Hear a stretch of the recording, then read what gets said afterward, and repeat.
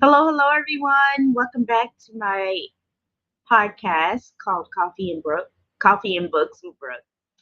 Today, I'm going to be reviewing the book called "Can't Hurt Me" by Dave Goggins. I came across this book when I was depressed and sad and suicidal. I was looking for books to motivate me on my journey and to help me on my journey. So I went on audiobook. That's where I found his book on audiobook, and I ended up coming across this book. And I must say it's very touching. It's Dave Goggins, Can't Hurt Me, and you can get it on Kindle, audiobook, hardcover, paperback, spiral bound, whichever. And basically, this book tells the story of David Goggins. I don't know if you all know or have heard of him, but he transformed himself from depressed, overweight young man with no future to a U.S. Armed Force icon. This man has ran so many 4Ks. I think it's more than 4K, but he's ran miles. He's been in the Navy SEALs, Army Ranger, Air Force Tactical, Air Controller. He's amazing. And his motivation from this book is what changed me. Yes, I'm still struggling with my mental illness, but his book somehow helped me. I don't know if you all have come across his Instagram, but every time I'm feeling down, I go to his Instagram and I'm just like, push yourself, bro, push yourself. You can do this. You can do this. Because he's so motivational. That's the type of man he is. He's motivational. He's goal oriented. He's just an amazing person. So every time I'm feeling down or depressed, then I go on his Instagram and I'm just like, yes, yes, yes. And the title of his book, Can't Hurt Me, really, really motivated me because nobody can hurt me. And that's how I took it. Nobody can hurt me. I can't hurt me either. Like, can't hurt me. And I feel like that means you can't hold me back. You can't break me down. And if I do get broke down, I'm gonna come right back twice as hard, twice as powerful. That's how I took his title. And the with the audiobook, it's an audiobook and podcast. So we get to speak to him about, I mean, we don't get to speak to him, but we get to hear different sections of the book of how his life went, like when he was younger, how his sperm donor beat him and his mom, and how he got away from his mom. And it's just a journey he's been through. He's lived in some part of Indiana, and I know for a fact that he's telling the truth about the racism in Indiana. I know that he's not lying about it. It's definitely racist out here. So, yeah, I definitely understood what he was going through. And the quote in the book, I have to find the quote in the book that really, really helped me. Let's see. Quote from can't hurt me. Let's see. There was a quote that I came across that I really, really like, that really, really got me. Uh,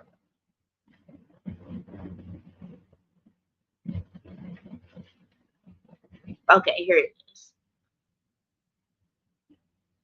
It won't always go your way, so you can't get trapped in this idea that just because you've imagined a possibility for yourself, that you somehow deserve it. Your entitled mindset is dead weight. Cut it loose. Don't focus on what you think you deserve. Take aim on what you're willing to earn. That's one of the quotes that really got to me, and really touched me. 1 second. I do want to share with you all this video of David. Hold on 1 second. Let me find it. It is this one, the most eye-opening 10 minutes of your life, Dave Goggins. Okay, it's only 10 minutes, so check this video out and tell me what you all think. This is the David Goggins that motivate me. Let's why.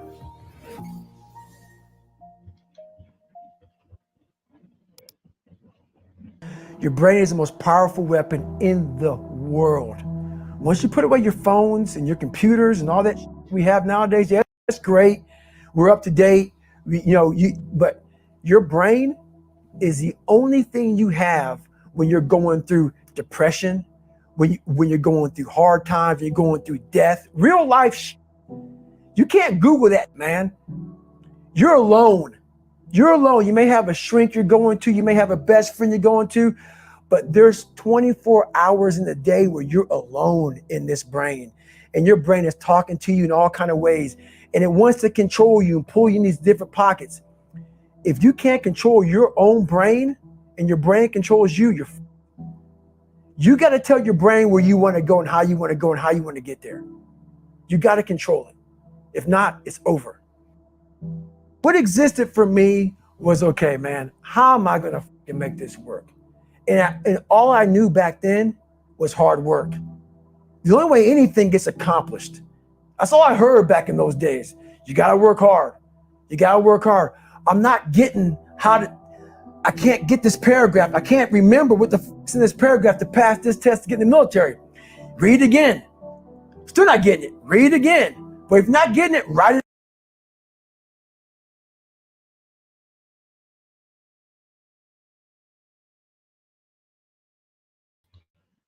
Okay, when I was 18 years old, I went to go and I wouldn't say apply, but I went to go register for the Air Force, and you have to take the ASVAB test.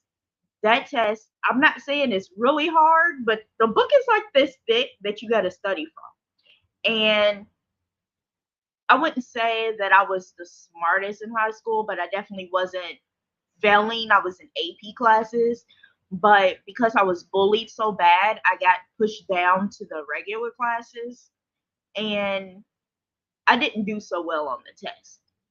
But It out. And that's how I started learning. Okay, well, I got to write out everything I do, and then write it out again and write it out again. And guess what happened? I got it. I can't swim. I'm negative buoyant. Go back again. I can't swim. Go back again. Go back again. Go back again. I got it. Parenting is complicated. Meal and snack time doesn't have to be. I realize if I keep going back and going back and going back until the just becomes, your mind will say, okay, we're going to figure it out, because he is not going to stop. It's not like I'm going to try one more time. No, it's just like alarm clock goes off, boop, we're going back.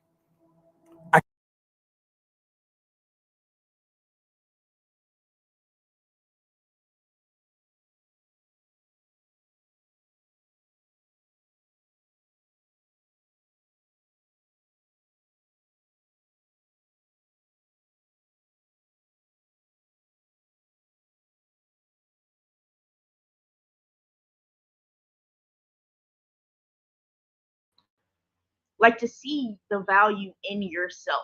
And that's one of the reasons why I love this book so much, and why I always go, like it's an everyday thing. I'm not trying to say I stalk David, but I go to his Instagram, I would say like once or twice a day when I'm feeling down, to get myself motivated. Like, I was depressed for a few months, and I would go to his Instagram, and I would be like, why am I doing this to myself? And I would just look at his videos, and it just pushed me and motivated me. So I would get to clean in my apartment. I would get to do dishes. I would take my dog out for a walk to the dog park. I would take showers, because when you're depressed and low, then that's all you want to do is sleep all day. You want to sleep all day, watch TV all day, not motivated to do anything. And his book and his stories and his just listening to him, it can motivate you. Just when you have a chance, go on his Instagram, Dave Goggins. Go on his Instagram and just watch some of his videos. He is very motivational. So I hope y'all check it out. Here's the rest. I can't read right. We're going back. I gave myself no way out, and my mind realized that. They said, okay, we're going to adapt and overcome now. Like a lot of people say, trying hard. Your mind knows, man. It knows this guy's bull me, man. This guy's lying. There's no truth behind it. When I was in Navy SEAL training, people go, how were you there for 18 months? The program was only 6 months long. You were in 3 hell weeks in 1 year. No one's ever done that. How did you do that? I talk about the new norm. When I lived in a $7 a month place when I was growing up for a short period of time, I loved it. I didn't know any different. That was my norm. Once we moved out of that place, we moved to a $236 a month place. I was like, I never want to go back to that little piece of shit. But if you go back to that $7 a month place and you realize this is where I live, this is all I got, your mind says, roger that, this is home. So when I was going through Navy SEAL training for 18 months and going back through all the hard parts over and over again, I told myself after the first time, I knew it was gonna be a long journey there. My body was breaking down. It was just how it was going on. I said, you know what? This is my new norm. So my mind said, it's like going to work. Like you go to work, you put your suit and tie on. I go into suffering every day, suffering, being broken, duct taping my feet up, stress fractures, shin splits, being broken. This is my new norm. And your mind says, if we're not broken, this ain't normal. We got to be broken. So then your mind starts to get tougher and tougher and more callous. People, how did you run on broken feet? Broken shins. My mind knew this is how we operate. We're in Navy SEAL training. This is what we are. I became hell. And that became my new norm. I gave myself no way out. There was nothing outside these walls of hell. Nothing. I love God, but for a short period of time, I became the devil because that was hell. I became the boss, the owner, the CEO of Navy SEAL training. That was my mindset. And that's how you get through things. You immerse yourself wherever it is, and you become that. You become that and give yourself no way out. When I was 297 pounds and I was fat as hell trying to be a Navy SEAL, the scariest thing in the world to me, even to this day, was that could have been the rest of. I understand 1,000% where he's coming from. Like me being the height I am at 5'1" and being the weight I am, like way overweight, he has motivated me to be better, like to do better, to eat healthier. Yes, I do still drink my energy drinks every once in a while, but listening to his story of how he was overweight and was struggling, and he changed his entire life. Like he shaped his entire life. Like when you first read his book, you will be like, this man is never going to make it out alive. Like, how did he make it out alive? Like, if you never made it to the end of his book, you'll be like, what the, you know? But when he was younger, being abused by his father, seeing the man that was like a father to him, not seeing him, but hearing about his murder and being bullied for being black and being in an all-white neighborhood, it's just crazy what this man went through. Like his story is so inspiring, so inspiring. So here's the rest of it. Of my life. I thought then I was trying hard. That's the scariest thing in the world.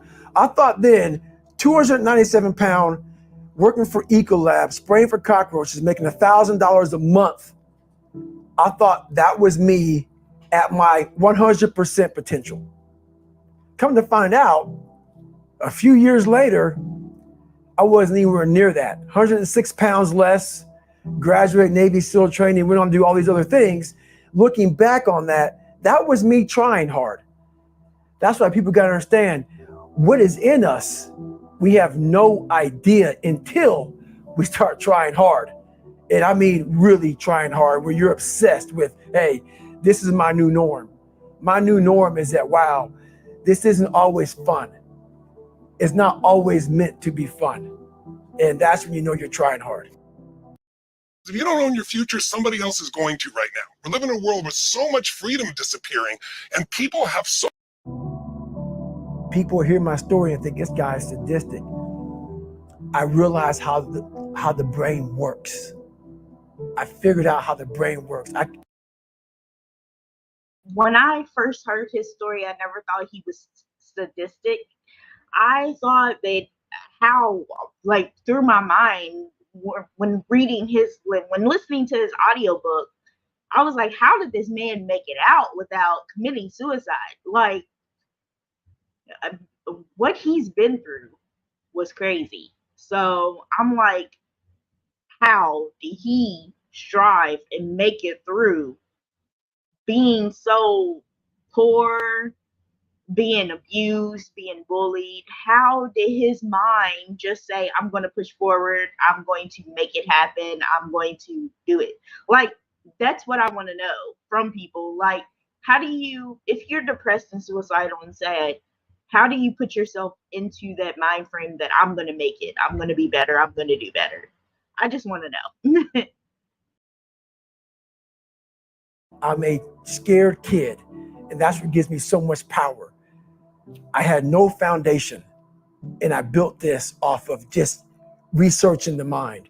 The feeling you get is basically invincibility.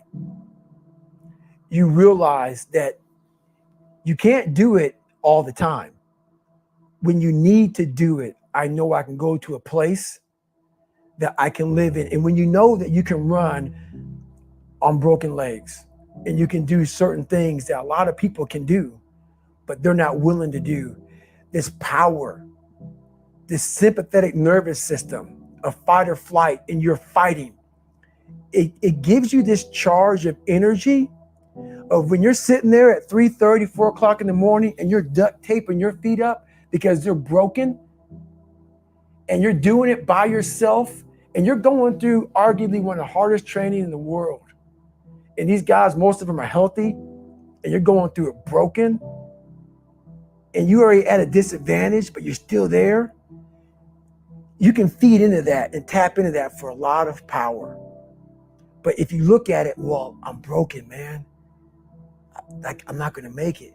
But if you look at it as, man, I'm broken and I'm still here, and I'm fighting, and I'm going to find a way to get through this because I have no other place to go. It gives you a lot of power. When things start to suck really, really bad, my brain and a lot of people's brain, they don't go to your dad beating you up. Your brain says, we gotta get the out of here. This is miserable. So anger goes away a lot of times when you're suffering, because your brain just says, we gotta run, we gotta go. So that anger is not popping up saying, oh, I wanna show them, I wanna show those people. No, there has to be a much deeper. If I say deeper, it has to be down to mineral soil. It has to be down to that nice mineral soil where nothing can burn. You can't burn dirt. So it has to be down that low, that literally is something in you that's at the core of your soul. But you don't find it unless you spend a lot of time with what you want to be in life. I can't give that to you. Right. You can't give it to somebody. When you find your true passion in life, and my passion for me, when like, oh, I want to be, I don't give Navy SEALs, Army, I don't give a shit. I want to serve my country. I cared about, I want to be someone that I'm proud of. I want to look at myself in the mirror because I was so disappointed. That accountability mirror I talk about, I was so disappointed in what I saw every day. I wanted everybody to love David Goggins. And a lot of people did. I didn't love myself. But I knew a lot of us want to find peace first. So people say, man, you always talk about this suffering and pain. And I'm at peace right now because I went through that. You don't find peace first. If you do, Merry Christmas. More power to you. More power to you. I found peace on the opposite end of finding myself. And no one really finds themselves without going through trials, tribulations,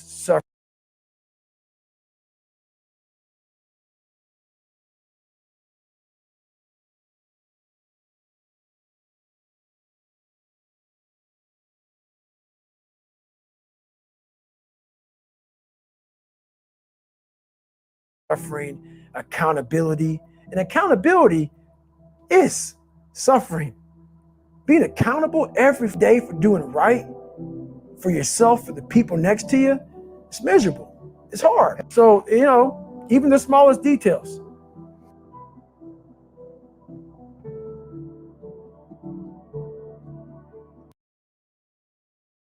So that was David Goggins. He is, I wouldn't say my top role model, but he's definitely someone I look up to. And his book has taught me to never give up, because I always feel like giving up, but then I always go on his Instagram and I'm like, oh, yep. But his book is called Can't Hurt Me. And I hope y'all check it out and follow him on Instagram. Bye, everyone.